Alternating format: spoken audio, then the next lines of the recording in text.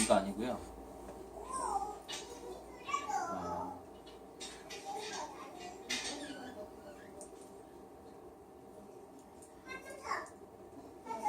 자, 이거 한번 잠깐 보고 넘어갈게요.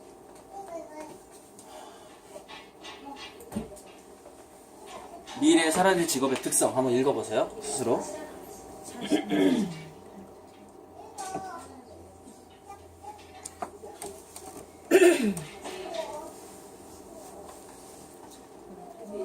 읽어보면 뭐가 보이냐면, 어머, 그럼 교실에서 지금 공부하는 우리 애들은 어떡하란 말이야? 이런 생각이 들어야 돼요. 그 생각 들어야 안 들어요? 그럼 교실에서 공부하는 우리 애 어떡하지? 이 생각이 들어야 돼요. 잘 읽어보세요.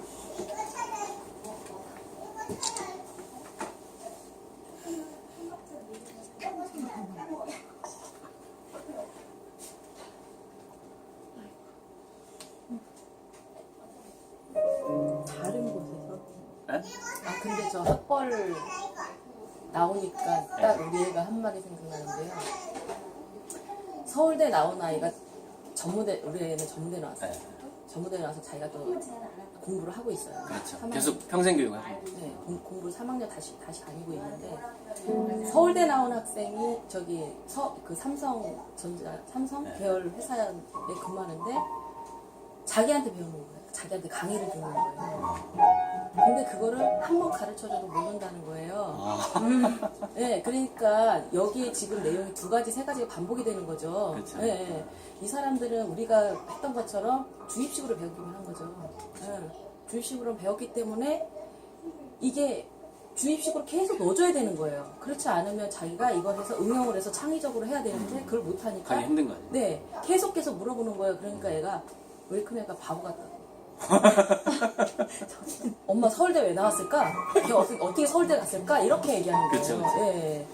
지금 이렇게 하니까 선생님께서 얘기하시는 거나 지금 이거랑 반복돼서 들으면 그때 우리가 사라지는 시기에는 창의적으로 안 하면 살아남기가 진짜 힘든 거죠. 네, 다 잘려요. 예. 그런 애들 다 잘리게 돼 예. 있어요. 머지않아 잘릴 겁니다. 그게 지금 저는 몸소 느끼고 있는 거예요. 저희 큰애가 지금 22살이니까. 일 자체가 사라져버리죠. 예. 그 얘기를 하더라고요. 큰애가 엄마 답답해 이러면서 얘기하더라고요. 그러니까 이제 명문대 실업률이 계속 올라가는 거죠. 서울대 실업률은 계속 올라가게 돼 있어요. 근데 오히려 더 올라갑니다. 지금도 이미 50%인데 서울대 실업률이 평균. 공부를 많이 한 엘리트들이 더 빨리 실업자가 된다라는 진단이 미래 예측이 있어요. 왜냐면은 걔네들은 책상에서 배웠잖아요. 3번. 맞아요.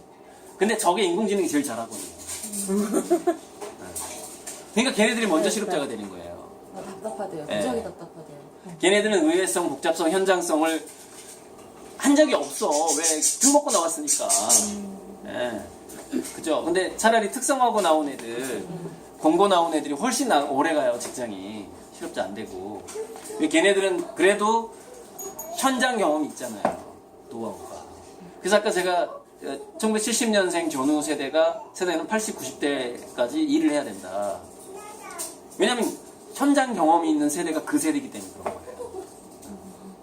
근데 그게 현장 경험을 뭐라고 부르냐면 전문 용어로 안목지라고 그래요. 뭔가 말로 표현할 수 없는 지식이에요. 무슨 말인지 알죠? 그러니까 저 어머니 그 아들이 그 삼성전자에 근무하는 서울대생한테 답답해하는 게 뭐냐면 걔는 안목지가 없는 거예요. 그러니까 문제 해결 능력, 그 응용력 이런 것이 되게 제로인 거야. 완전히. 그러니까 딱 인공지능한테 잡혀먹을 능력만 딱 가지고 있는 거죠. 딱 그런 거죠. 그러니까 앞으로는 명문대 출신의 실업률이 급격하게 늘어나는 시대가 와요. 그러니까 학벌과 자격증의 그 환상에서 벗어나라. 그리고 제가 제시하는 부모로서의 역할, 이 굉장히 중요하다. 그래서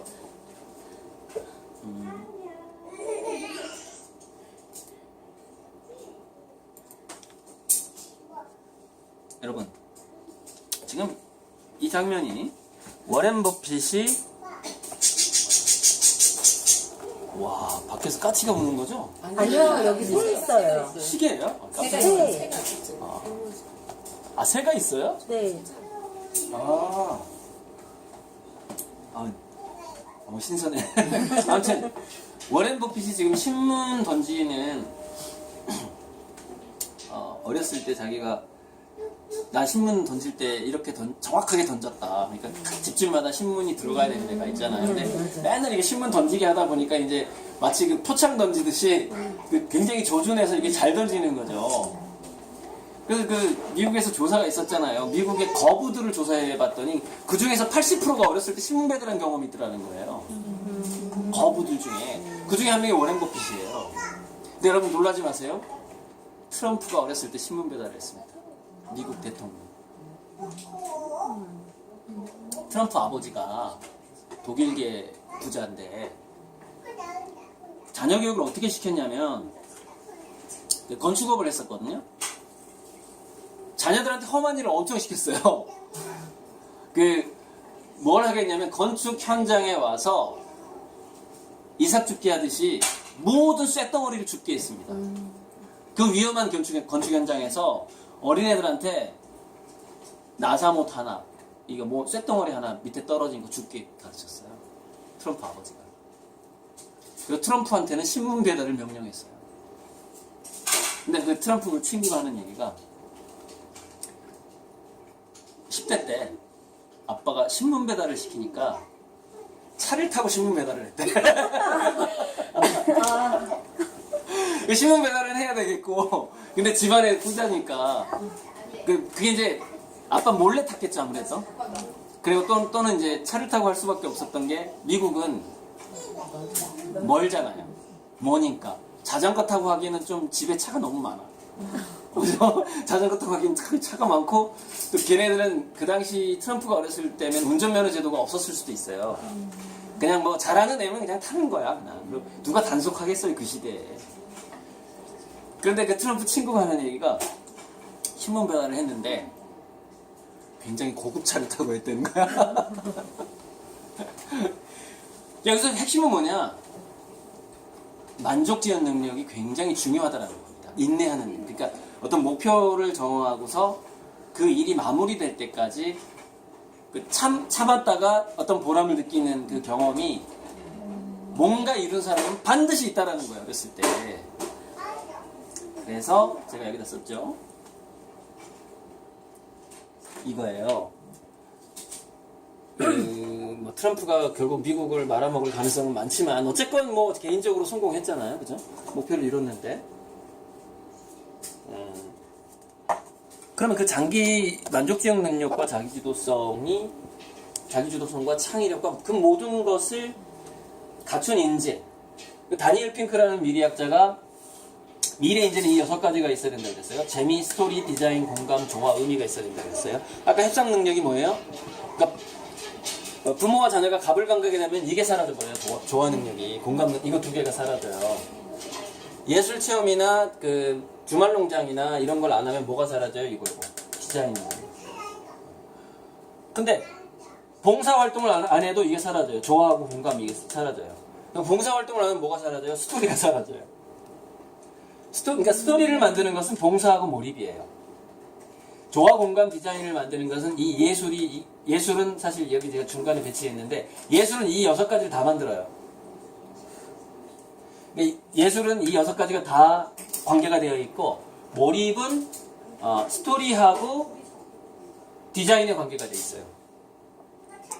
왜냐면 디자인의 승부는 결국 디테일에서 나기 때문에 그래요. 그래서 굉장한 몰입을 하지 않으면 그 디테일을 잡아내지 못합니다. 그래서 몰입은 디자인과 스토리를 만들어내는 거죠. 봉사는 조화, 공감, 스토리, 의미를 만들어내요. 봉사가 재밌진 않아요, 솔직히. 재밌진 않습니다. 하지만 봉사를 통해서 그 아이는 자기 자신의 스토리와 타인의 스토리를 공부하게 돼요. 이 사람은 왜 이렇게 망했을까? 이 사람은 왜 장애인으로 태어났을까? 여러 가지. 이 사람은 어쩌다가 눈이 멀었을까? 그래서 봉사를 통해서 스토리, 공감, 조화, 의미 이 4가지를 습득하게 되죠.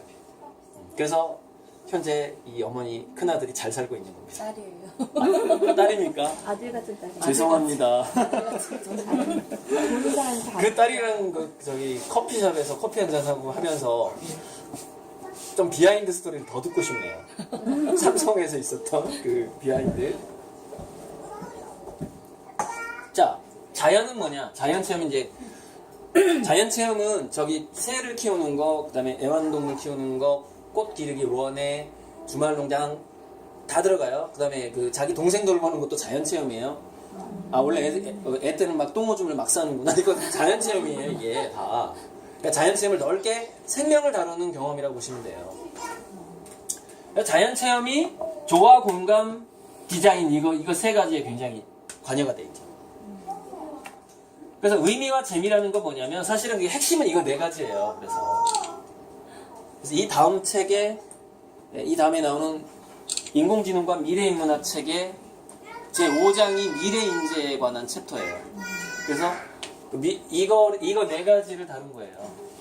이거를 미래인재가 되기 위해서 필요한 어려서부터의 경험이 있는데 그게 이거다. 그러니까 이 책은 지금 창의성 뇌교육은 이거에 대해서 쓴 거예요. 그러니까 창의성 뇌교육은 이거는 뭐냐면 인간의 두뇌는 어떻게 창의적이 되는가에 대한 책이에요. 이거는 창의성 뇌교육은. 그런데 이 미래인문학 책은 뭐냐면 미래에 실업자가 되지 않을 확률을 어떻게 높이는가에 대한 책이라고 보시면 돼요. 그러니까 미래에 우리 회사가 망하지 않을 확률을 어떻게 높이는가. 그러니까 제가 삼성에 제안했던 삼성은 내장 IoT하고 근거리 통신으로 가야만이 생존이 가능하다라고 했던 그 본문이 들어가 있는 내용이 미래인문학 책에 들어가 있어요. 그 전에 썼던 미래특허 119 책이 한 225페이지 정도 되는데 그걸 전부 집어넣고 거기다가 한 165페이지를 더 추가했어요. 그래서 미래인문학 책은 380페이지예요. 380쪽. 근데 그 225쪽은 미래 특허에 대한 책이고 앞으로 그 기술 변화가 어떻게 일어날 아직 그 이공계 스타일의 책이죠. 이공계 책이고 그러니까 60%가 이공계, 40%가 인문학 이야기예요. 근데 그 40%는 굉장한 미래 인문학이죠. 넓게 보는 거야. 그 100년 향후 100년 우리 인간은 어떤 변화를 맞이할 것인가에 대해서 쓴 거고 기술도 향후 100년 동안 어떻게 기술이 변할 것인가에 대해서 쓴 거죠. 그래서 이 얘기를 많이 했는데 몰입, 예술, 봉사, 자연 이 네 가지 키워드를 기억하면 돼요. 그러면 자연스럽게 재미와 의미는 해결이 되는 거예요. 예. 그러니까 재미와 의미라는 것을 일부러 주려고 하지 말라는 거예요. 애들한테. 자꾸 이거 재밌지 하지도 마세요. 이거 네 가지를 하면 되는 겁니다. 생명과 함께 놀게 하고 예술과 함께 놀게 하고 그리고 아이가 그 선택한 거에서 몰입하게 방해하지 말고 그리고 어려서부터 애들을 데리고 봉사활동을 다니라는 거예요. 봉사활동. 그래야만이 미래인재가 된다는 겁니다. 초등학교 때부터 봉사활동이 또 왜 중요하냐면 미래의 공무원이 되기 위해서는 초등학교 때부터 봉사활동 경력이 없으면 미래 공무원 못 돼요. 이제 전혀 못 됩니다. 왜? 미래의 거의 모든 공무원은 사회복지에 근무하게 되기 때문에 그래요. 근데 생각해보세요. 엄마랑 같이 봉사활동을 간 적도 없는 애가 그 좁은 문을 어떻게 통과합니까? 공무원은 계속해서 좁은 문인데 생각을 해보세요. 그러니까 우리 애는 이런 재주도 없고 저런 재주도 없고 예술도 못하고 창의성도 없어. 그럼 뭘 해야 되죠? 봉사활동을 엄청나게 해야 되는 겁니다. 지금부터. 초등학교 때. 그러면 공무원이 되는 거예요.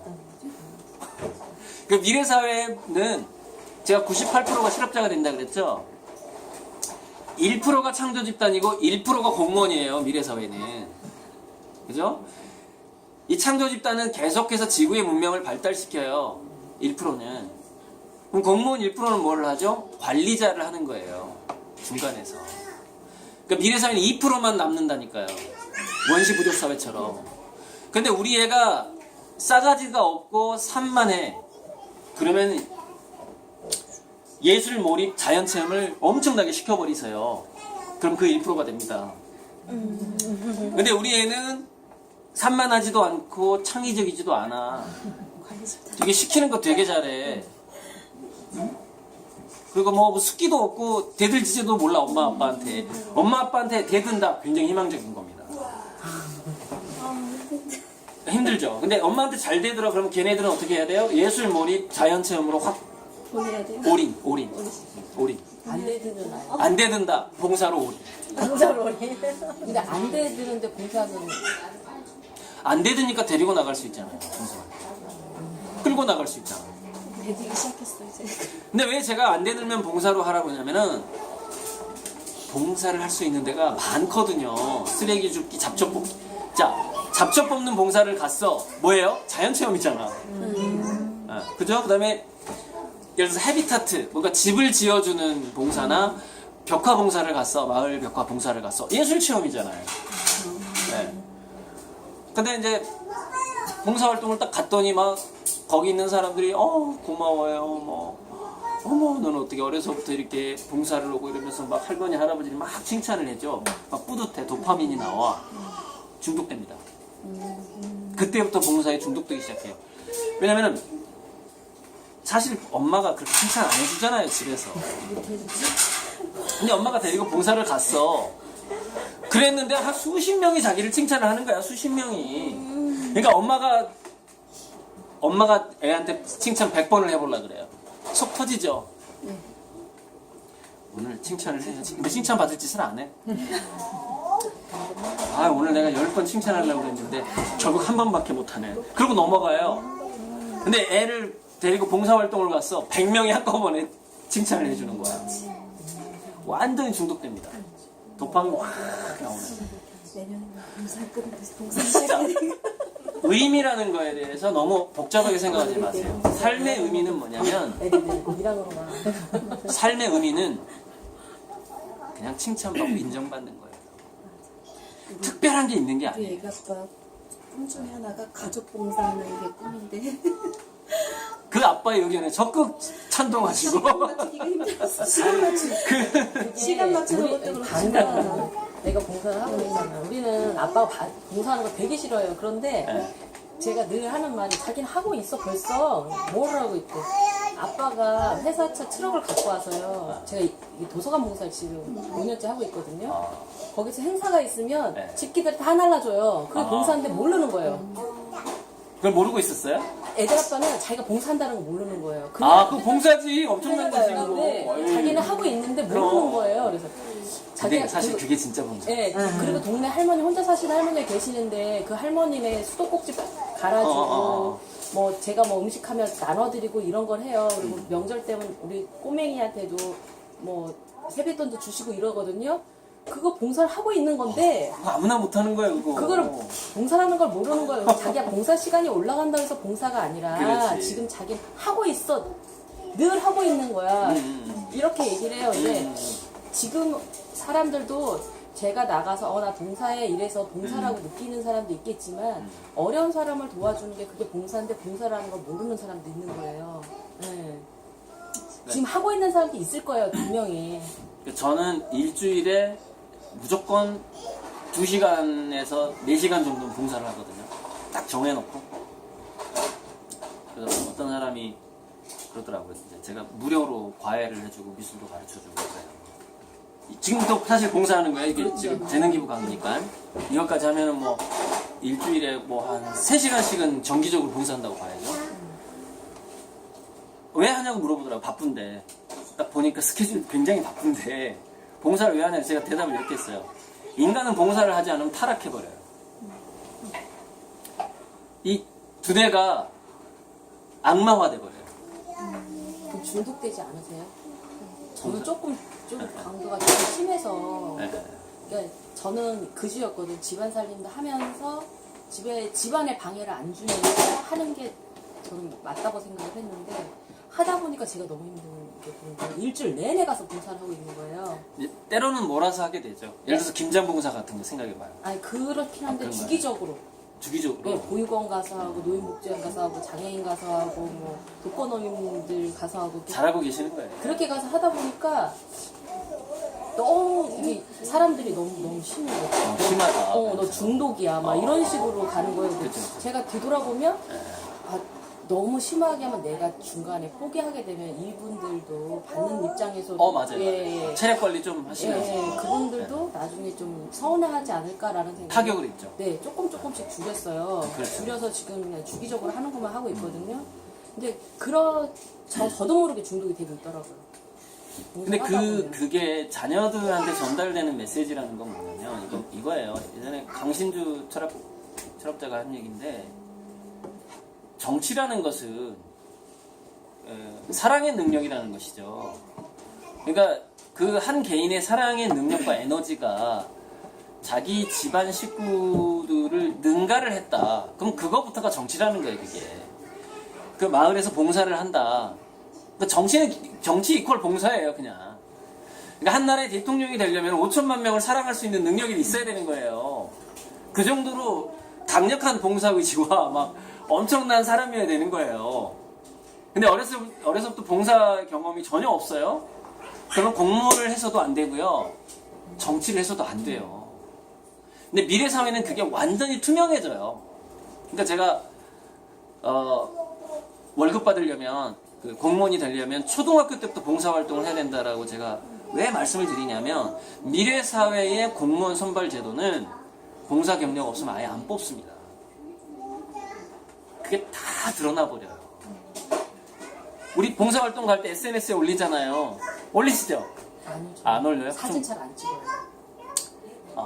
자녀를 위해서 좀 찍으세요. 그러니까 본인을 위해서는 하지 말고. 왜냐면 그게 나중에는 대학 입학할 때도 쓰이게 돼요. 봉사활동. 저희 그냥 어린애. 일양도서관 밴드에는 저희가 텃밭이 있어요.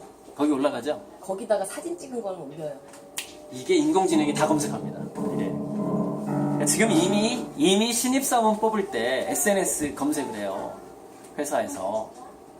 과거에 얘가 어떤 사상을 가졌었고 어떤 또라이 같은 말을 했고 이게 순식간에 이 구글의 인공지능이 1초에 800만 권의 책을 본다고요.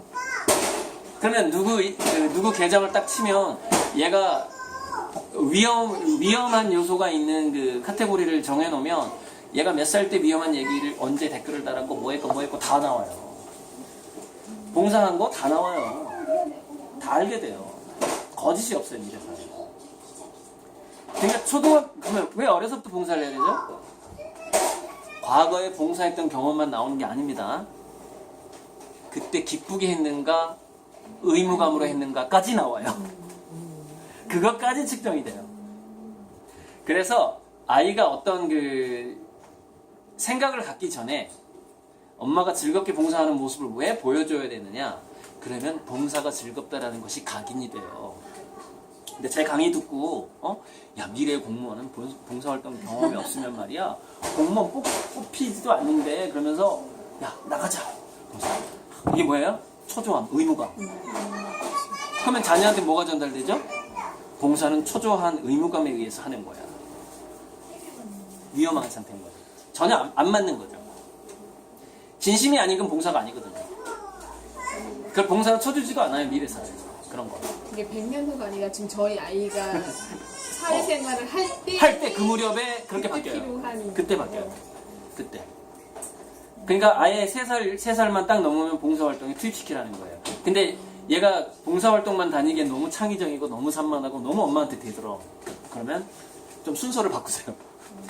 그런 애들은 봉사활동을 중학교 때부터 보내면 되고 물론 간간히 하되 그걸 주 메뉴로 삼지는 말라는 거예요. 봉사활동을.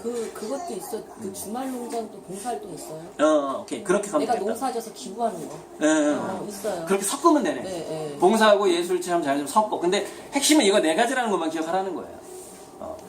근데 이게 보세요. 자연활동, 봉사활동, 예술활동을 부모님이 가이드해 줄 수 있죠. 근데 몰입은 자기 스스로 해야 됩니다. 이게 굉장히 중요하죠. 근데 사실 자기 스스로 몰입을 하려면 어떻게 해야 돼요? 엄마가 몰입한 모습을 보여줬어야 하는 거예요, 과거에. 그럼 다 완벽해지는 거예요. 저는 이제 아이가 8살이거든요. 초등학교 1학년이라서 이제 학교를 들어오고 너무 이런 게 너무 광범위하고 전혀 멘붕 상태인 거예요. 근데 지금 이제 1학기를 보내고서 느꼈던 게 제가 이게 기회 제공을 못해서 아이가 그러니까 뭐 이런 쪽은 생각을 못했고 하다못해 주변에 보면 학원 뭐 미술, 피아노 되게 여러 가지 배우고 있잖아요. 근데 저는 이제 아이의 의견에 따른다라고 뒀었는데 요즘 생각 드는 게 아이는 그게 좋은지 나쁜지 전혀 아무런 데이터가 없는데 그냥 엄마가 너 한 미술 거죠. 할래? 아니 안 해요. 저희 아이는 한다 소리를 안 해요. 다행이다. 근데 반응하면 저는- 다행이야. 저는 그거를 아이의 결정에 맡긴다고 생각을 했었거든요. 그렇죠. 근데 요즘에 생각 드는 거는 아이가 그걸 선택을 할 수 있는 아무런 데이터가 없는 상태에서 그렇죠. 제가 기회 제공을 오히려 못한 게 아니었나. 그러니까 한번 해보고 아니면 그때 하지 말라고 해도 되는 건데 그렇게. 저는 아이가 싫다고 하면은 그냥 그래 나중에 필요하면 얘기하고 안 시켰던 거예요 아예. 그래서 그러니까 그 기회 제공에 대한 네. 부분을 끊고 다시